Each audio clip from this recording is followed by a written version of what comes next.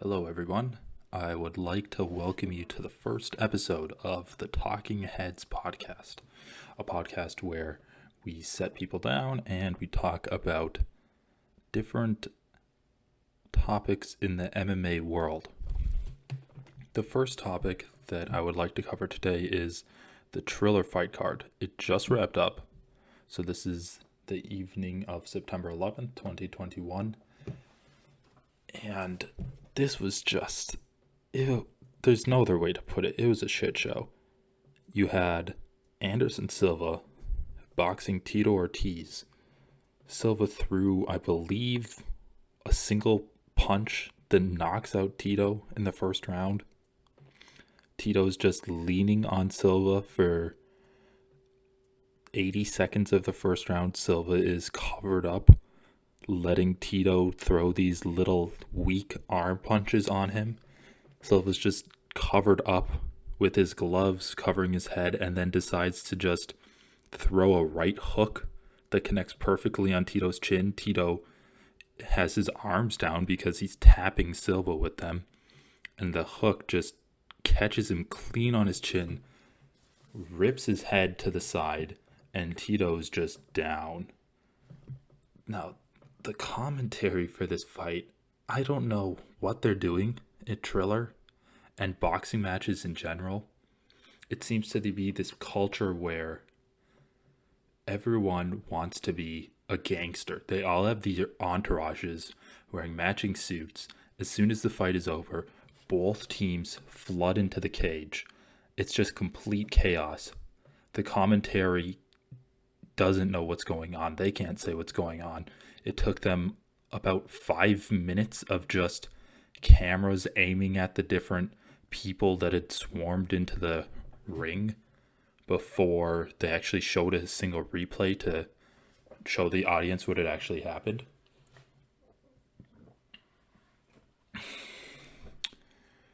And I don't know.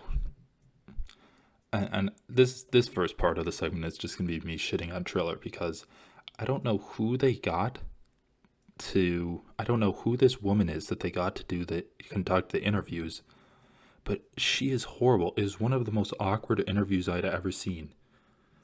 Like, I don't know where the UFC gets their people, but they are so professional compared to the people that Triller get. So Anderson Silva just completely just humiliating Tito Ortiz in the first round. 80 seconds in, Anderson Silva is just playing with him, throws one punch, Tito's out. I mean, good for Anderson Silva. I really enjoy seeing his boxing career resurgence in at the later part of his life, or the later part of his professional combat sports life, I should say. And I'd like to see him just keep improving and fighting more guys, just more money to him, because he's a legend in the MMA world, and it's fun to see him winning these boxing matches. Given a win over Tito Ortiz at 46 years old is not anything special, but it's still just something to put on his resume. And I think him versus Jake Paul would be a good fight, because I don't see another opponent that jumps off the page at this point for Jake. And so now we have the main event, and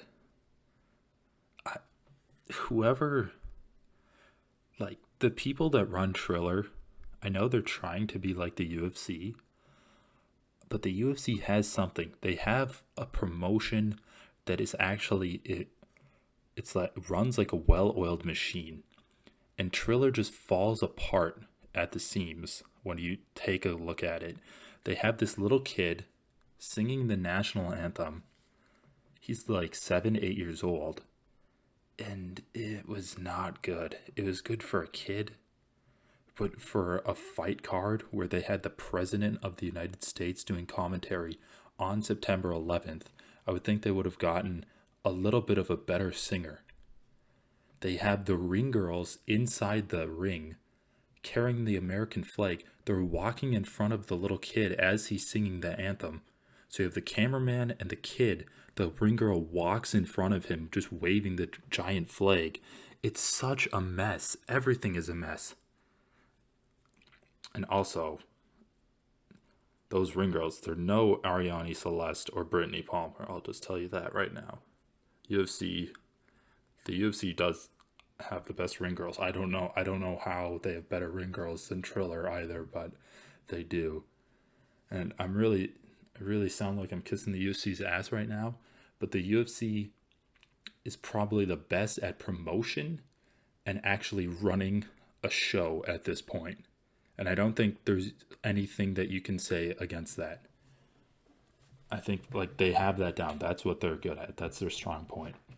So you have the little kid singing the national anthem, the ring girls walking around with the American flag in front of him.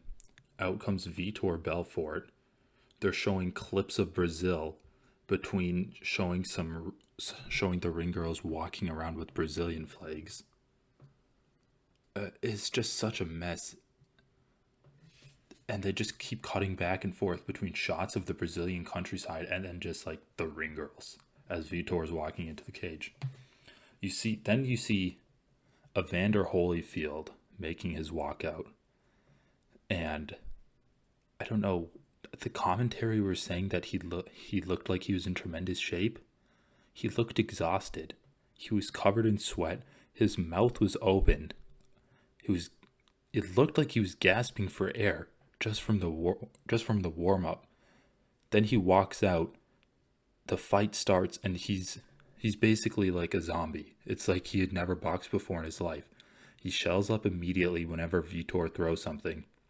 He gets knocked down twice, I believe. And then Vitor's just like throwing arm punches at him. And then the ref steps in. This fight was so ridiculous. And it kind of gets into my next point about fighter ethics, or fight ethics, I should say, that I wanted to talk about today. But just this fight, it just shows how bad of a promotion Triller is. The co-main event and the main event were completely one-sided fights.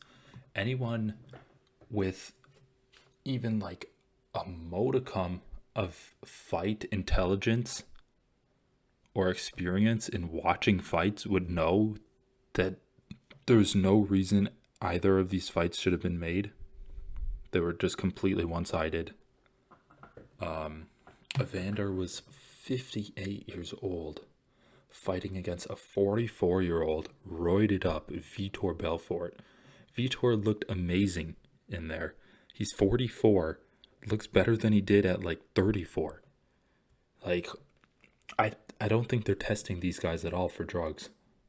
Evander Holyfield looked like he was in good shape physically, but then when you see him actually moving, he's slow, he's out of breath, and he looks like he's out of practice too. He did not even look good in the while hitting pads in the back room. Like, oh, it was not good. As soon as they showed the camera footage of him in the back hitting pads, slow, the pad man would lift up the pads. He would take a second or two to register where the pad is and then hit it, and then hit the other pad. This fight, you knew this fight was over. And then Donald Trump is there. I don't know what he was doing there or why. You had Jorge Masvidal kissing his ass. Jorge Masvidal, good fighter, bad political views. I'll just say that right now. If you don't like what I'm saying right now, you could probably listen to a different podcast. But I'm not. This one might get a little bit political.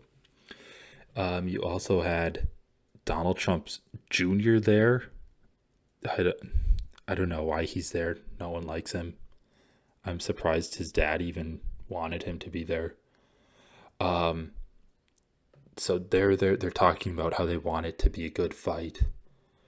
They had one more thing. Before the main event, they had like a moment of silence where they rang the bell in the cage like 10 times or something. and the crowd was supposed to be silent, but you had some people like yelling in the background. I don't know if those were protesters or just drunk people, or just they didn't know what was going on. But the whole event was just strange.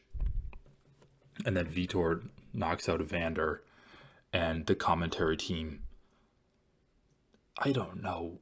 They're talking about the stoppage. Like, was it a good stoppage? Was it a bad stoppage?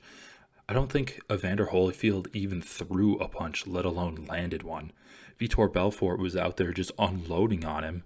Not like they were all connecting, or doing a ton of damage, but Evander was just shelling up and not doing anything. He had been knocked down twice, and then he was just taking punch after punch. So not a good look for just Triller in general. And that just kind of brings me to my next point. And I'd like to talk about this a little bit further, but I'll bring it up and kind of preview it today. It's just the idea of fight ethics. So I don't know if you know this, but the California Athletic Commission refused to sanction the main event because of originally Vitor Belfort was going to be fighting Oscar De La Hoya, but Oscar got COVID. I don't know if he's vaccinated or not, or how he could be so careless as to contract that disease. But so he had to pull out, and then Evander Holyfield, I guess, stepped in on like 4 weeks notice, something like that. And the California Athletic Commission just refused to sanction it because you have a 58-year-old Evander Holyfield, and I think he like trains a little bit, but he's like nowhere close to being fight ready. And instead of just saying, yeah, you know what, he's older, this fight is going to be completely one-sided, he's slow, he's already taken a ton of damage throughout his storied career as a boxer. Triller just says, you know what, fuck it, we'll move to Florida, because Florida right now, I guess, doesn't really give a shit about any type of restrictions at all. And yeah, Florida sanctioned it. And a lot of people, I think, a lot of media pundits were kind of, I don't know if they were mad, but they were kind of disgusted at the fight, that the fight was sanctioned at all. And as I said, they said that it was going to be one-sided, but they were kind of like looking out for Evander and just worried about his health because he's older. He is not going to be able to defend himself as well as he should be able to when you're fighting against someone even the caliber of Vitor Belfort. Like, he's not a boxer, but he is a professional athlete trained in fighting and roided up to the gills. Shout out to Michael Bisping. And yeah, so a lot of people were just worried for Evander's health before this fight. So I guess what I'm wondering is, what should the onus be on for making fights that are unethical? So what would the worst fight be? The worst fight that I've probably seen in terms of it probably should not have happened is, you could look this up, it's soccer mom versus MMA fighter. It's just this woman who steps into the cage. She's wearing tights, workout shirt. She's obviously not a professional athlete. She looks like she's in her mid to late 30s. She's got her hair in a ponytail. She gets into the cage. Does not know really what to do with her hands. They're gloved up. They have gloves on. They're taped up. She doesn't know what to do with her hands. Her knees are kind of pointed together. So you can tell that she's not a fighter. And then they ring the bell, and she fights against this Brazilian woman who she just cracks her. Like, the soccer mom runs, she kind of just runs at her, and then the Brazilian woman just cracks her in the face. So you get a lot of these mismatched fights, especially on the regional scene. But it's like, who is it a bad thing that these mismatched fights happen? And for now, I'm going to have to think a little bit more about this, but I don't think that it is a bad thing that they get sanctioned. What is bad, though, is if the referee that is in charge of protecting the fighter lets it go on for too long. And I think ultimately it's down to the referee and the people in the fighter's corner. Because the fighter is never going to say, oh no, I'm out of my league in this fight. I don't want to do it. And who is the commission to say that they're not ready for this fight either?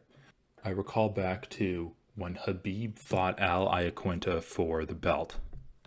I believe, Khabib was originally supposed to fight Tony Ferguson. Tony had to pull out because of an injury. Then he was going to fight Max Holloway. Max Holloway had to pull out because of a horrendous weight cut because it was on such short notice. Then Paul Felder volunteered to fight Khabib for the belt because Paul Felder was fighting on that same card, so he was ready, and he was fighting Al Iaquinta. And the commission said, oh no, Paul Felder is too low of a ranking to fight Khabib Nurmagomedov. And that, so to me, that seems like a commission oversight. And I don't think that because it's a sporting commission that deals with all of the sports in the state. And I don't think that commissions like that have the necessary knowledge required to make fair rulings on very specific circumstances within specific sports. And obviously, the commission serve a purpose to some extent, but I think that I really don't see the purpose for them sanctioning fights to happen or not. The only reason a fight wouldn't be sanctioned, or the only reason a fight shouldn't happen between two people, is if one person is clearly going to be outmatched by the other person. And just that's going to cause a danger to the outmatched person's health. But I don't think that it's the commission's responsibility to protect that person's health.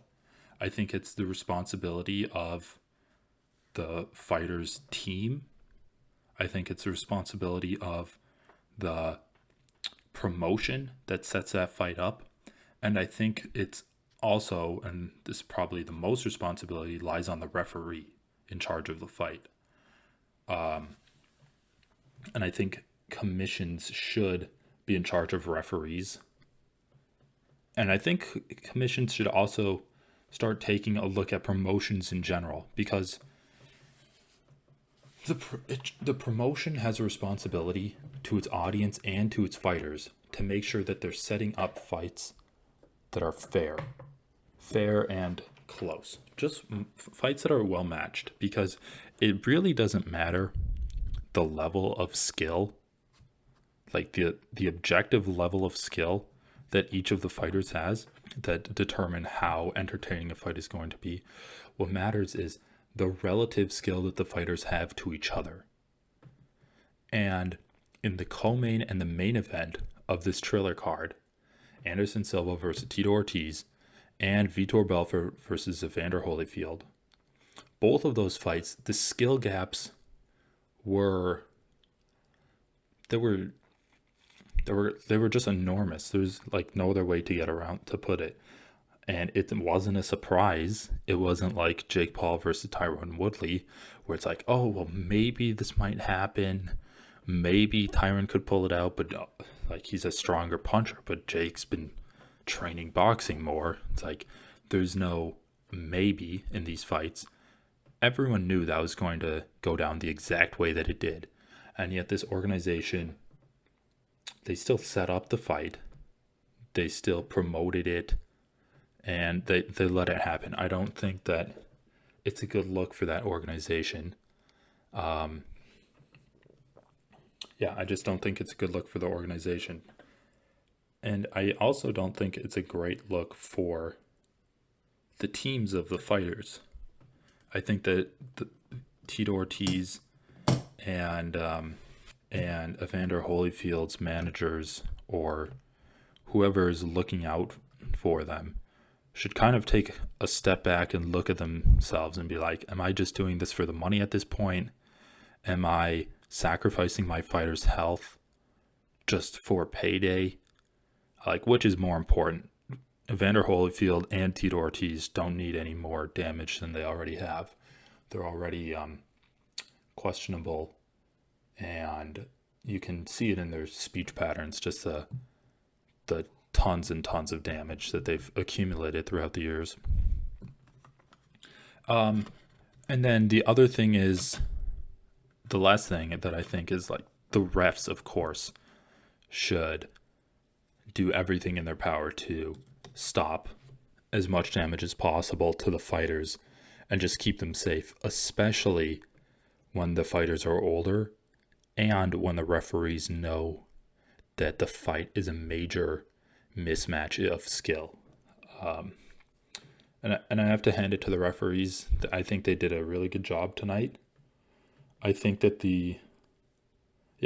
both stoppages were fine. Maybe they could have stopped it even a little bit earlier for Evander Holyfield, because he did get knocked down twice and the ref kept the fight going until he finally stopped it. But I guess, yeah, at that point it's almost like the organization is putting pressure on the refs, because the refs are thinking, well, this fight could have been over like 10 seconds into the fight, but it's the main event of a pay-per-view. Maybe I should let it go on for a little bit more, give these fighters more of a chance. So it's just these bad matchmaking, these bad matchups that actually kind of put pressure on the refs, and that's never a thing that the refs should have. Their first and only priority should be fighter safety. So that's kind of what I wanted to talk about today. Next week we have the Anthony Smith versus Ryan Spann fight. So that's going to be a fun fight on the UFC card next week. And then the week after that, we have Alexander Volkanovski versus Brian Ortega. And that seems like it's been in the works for a long time, where they were originally scheduled back in May. And then Alex got COVID, and then they had the whole Ultimate Fighter. So it seems like that's been going on for a long time. So I'm going to be excited to watch that fight. And also Amanda Nunes is on that card, so that's going to be fun. So I'm going to be back with a breakdown of that card and also the Anthony Smith versus Ryan Spann card. Talk a little bit about that. So I'm excited for that. Yeah, I just wanted to talk a little bit about the different ethics of setting up fights, and also just rag on how shitty Triller is. Like, that is going downhill so fast. I'm not even going to get started on their musical guests, but like, I'll just say that I shut it off while they had those musical guests on, and I watched something else. All right, so that's all for today, and I'll get back to you next time.